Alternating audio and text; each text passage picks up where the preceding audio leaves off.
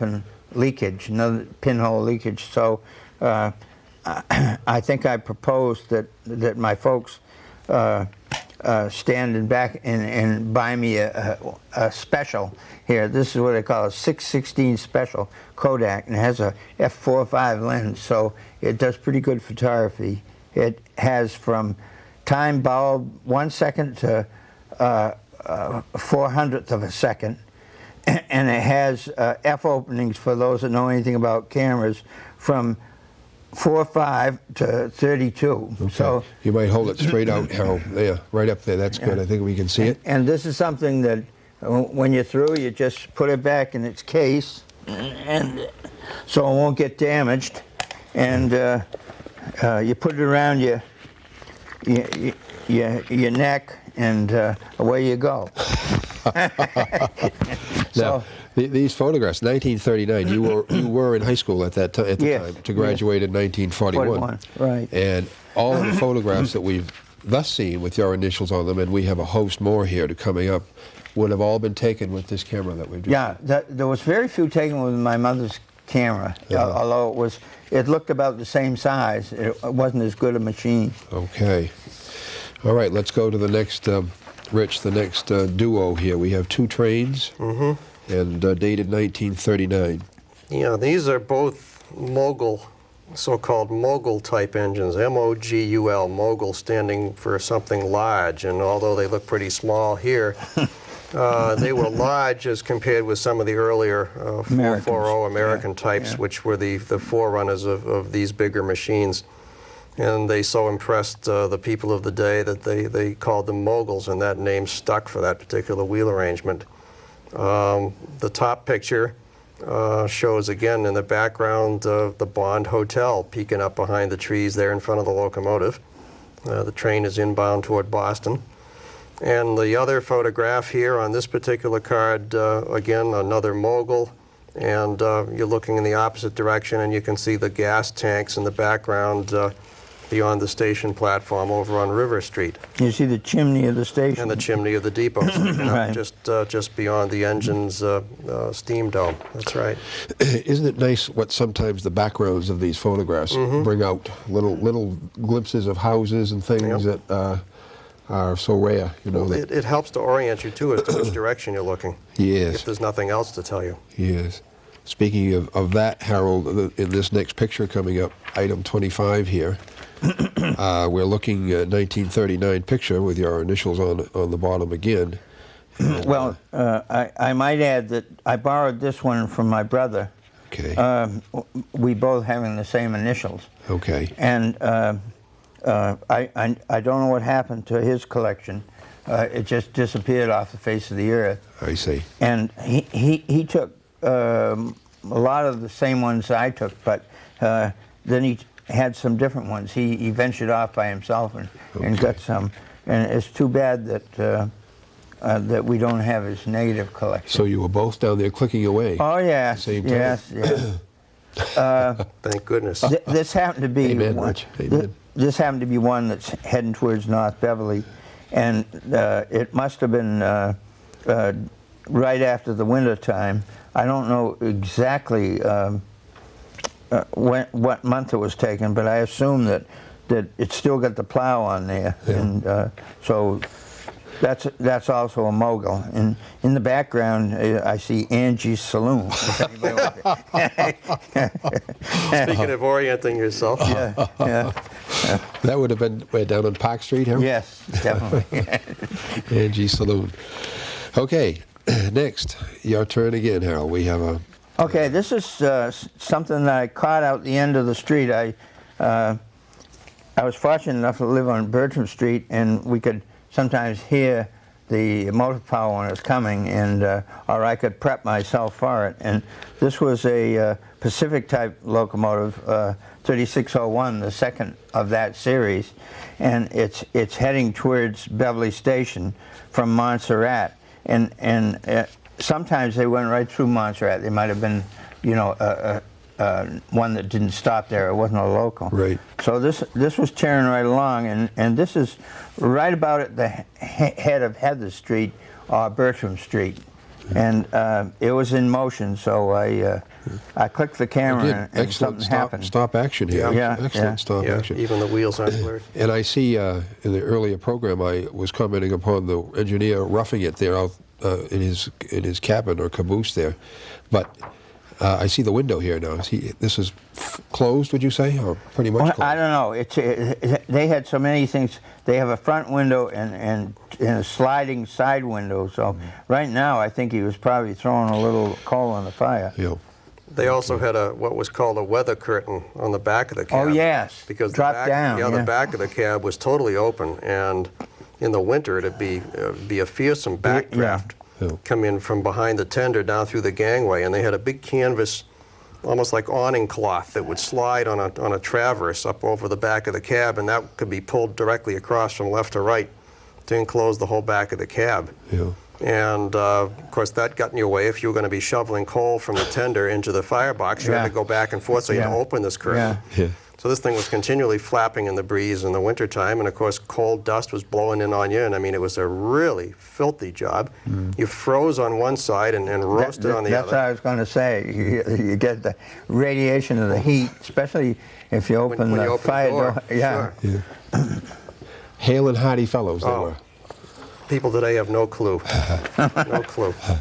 Now, again, we're down by the Gove Lumber Company. Yeah, and this again happens to be another switcher. Shifter. Shifter. They call them shifters back then, I guess. That was a B&M Yeah. game. I think that was strictly a B&M affair, yeah. But we call them both. That's right. Yeah. They're switchers. Yeah, and you can see this is coupled to a freight car, and I think right now it's either leaving or going. I can't tell. I can't see the smoke. Now, this is a 1939 picture Yes. by you, Harold. Yeah. And of course, the Gove Lumber Company is still there today, right in that same spot. And there wasn't too much snow on the ground, thank goodness, that Yeah. day.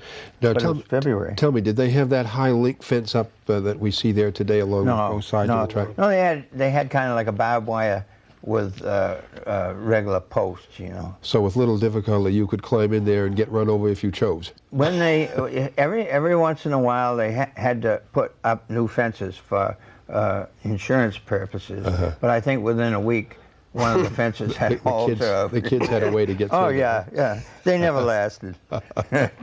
Okay. Also, I have a note on this photograph.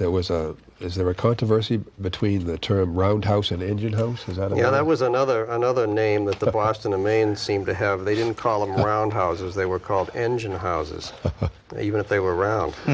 They did have engine houses, which were just 2 or 3 stall affairs where the Yeah. engines were perpendicular to each other, but a typical roundhouse was pie-shaped.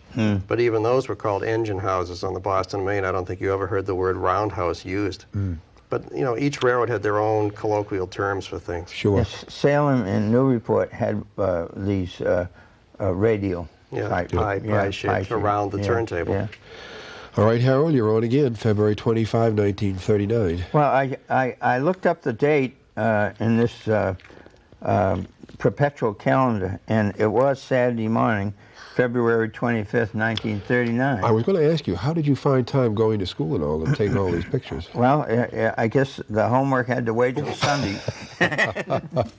So this happened to be a morning shot, and it was kind of interesting. I waited till the rods were down, and it's another one of these American type tea kettles, if you want to call them, and this brought passengers into work, and this will leave and probably end up in Salem or go farther than that, maybe and then East come Lynn. back at night. Yeah. So we can see one of the shoe buildings in Yep. the background. Yep. That's Yep. right. Okay. And again, another Harold picture here, March 14, 1939. Yeah. Now this as you see on the back, the fireman is giving the locomotive a drink, and that's water comes from that great big water tank that we saw earlier. And this I'm sure is a United Shoe one, but this hasn't been turned, and I don't know which way it's going right now. I can't remember whether it was. Well, let's look at the track. Well, that will tell. He's on the outbound track, Yeah. facing the wrong way. So I think he's heading for the chute. I think so. Yeah, or the siding. Yep. You can't tell. It might have been just something to get off the track. They may have Wasn't just it? come up here to Yeah. get water. Yeah. Well, that's true too. Are we looking down on Water Street in the background there, maybe, or No, Park Street. Park Park Street? Street. Park Yeah, Street. yeah. Okay.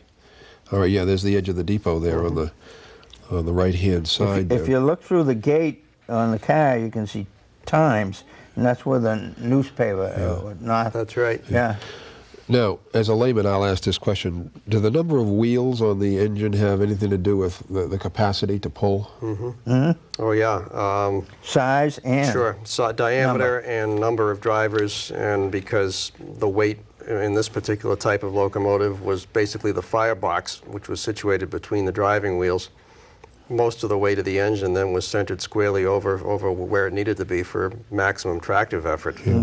And usually locomotives with large driving wheels were passenger engines, and smaller ones were for freight, because the large drivers, once they got rolling, they were real fast, but they were extremely slippery to get started. I see. And the smaller ones could pull a house off the foundation, but they couldn't get up much speed. I see.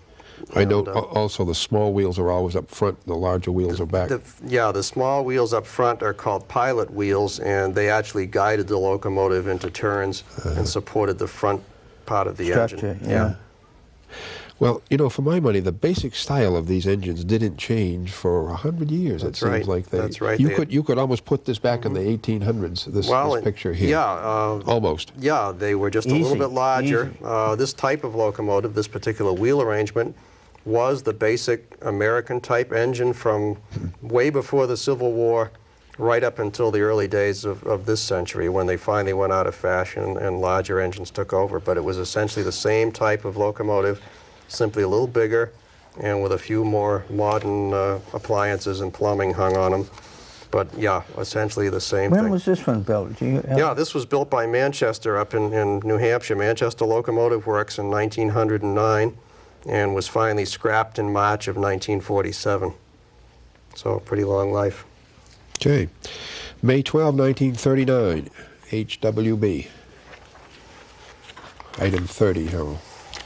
Yeah, this is going north, and it's just heading out of Beverly Station.